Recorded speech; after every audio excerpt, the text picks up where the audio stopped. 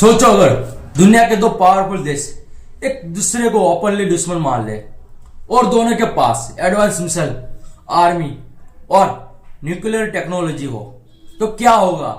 आज दुनिया में एक ऐसा ही डेंजरस कॉन्फ्लिक्ट चल रहा है, एक ऐसा ही वॉर चल रहा है ईरान और इजराइल के बीच। लेकिन सवाल यह है, यह दुश्मनी शुरू क्यों हुई थी और क्या ये कभी वर्ल्ड वॉर बन सकती है।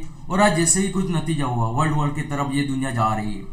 ये दोनों के बीच का युद्ध वर्ल्ड वॉर की तरफ जा रहा है। आज हम समझेंगे ईरान और इजराइल की असली कहानी। आज भले ही ईरान और इजराइल एक दूसरे के बड़े दुश्मन हो लेकिन हमेशा ऐसा नहीं था।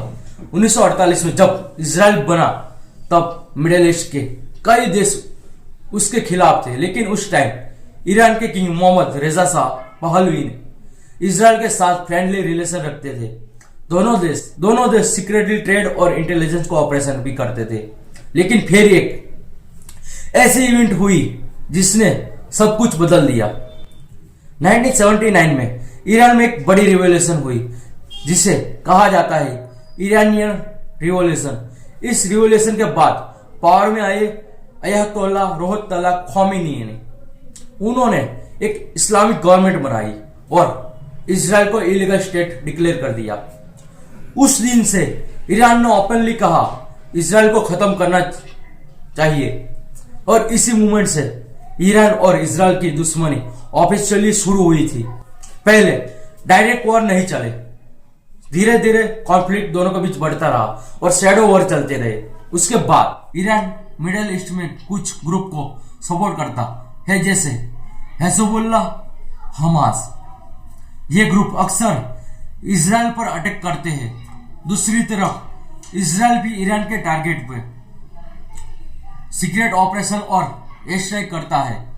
इसलिए दोनों के बीच हिडन वॉर चलती ही रहती है। और कुछ ऐसा ही हुआ, ये हिडन वॉर के बाद एक बड़ा युद्ध छिड़ा और वॉर चल रहा है अभी दोस्तों। आप देख रहे हो उसका नतीजा। सबसे बड़ा टेंशन है न्यूक्लियर वेपन का। ईरान के न्यूक्लियर प्रोग्राम दुनिया के लिए कॉन्सर्न बना हुआ है। इजराइल को डर है कि अगर ईरान के पास न्यूक्लियर बॉम्ब आ गया तो मिडिल ईस्ट की पावर बैलेंस कंप्लीटली चेंज हो जाएगी। इसी वजह से इजराइल में कई बार ईरान के न्यूक्लियर साइंटिस्ट और फैसिलिटी पर सीक्रेट अटैक भी किए। इसी टेंशन की वजह से दुनिया के बड़े कंट्री भी इन्वॉल्व हो गए जैसे यूनाइटेड स्टेट, रशिया। और आप देख सकते हो दोस्तों इसका नतीजा क्या चल रहा है। सब देश है, लगभग 15 से ज्यादा देश एक साथ युद्ध करने के लिए जुड़ चुके हैं दोस्तों। और मे भी हो सकता है ये थर्ड वर्ल्ड वॉर की तरह संकेत दे रहा हो।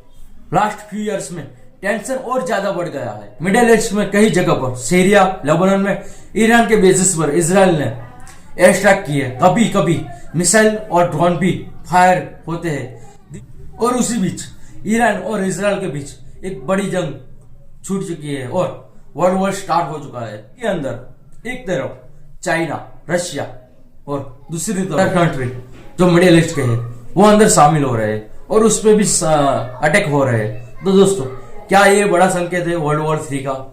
क्या ईरान और इजराइल के बीच न्यूक्लियर वॉर पॉसिबल है दोस्तों? अगर आपको ऐसे ही रियल वर्ल्ड स्टोरी और जियोपॉलिटिक्स की वीडियो पसंद है तो चैनल को सब्सक्राइब जरूर करें।